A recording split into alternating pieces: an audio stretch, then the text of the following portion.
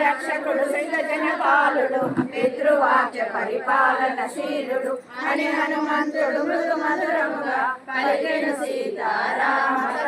శ్రీరాముని పట్టాభిషేకము నిర్ణయమైన శుభ సమయమున చిన్న భార్య కైగదసరసులేరి తన కొసగిన 2 వరములు కోరే భరతనము పట్టాభిషేకము 14 ఏళ్ళు రామ వనవాసము అని హనుమంతుడు మృదు మధురముగా పలికెను సీతారామ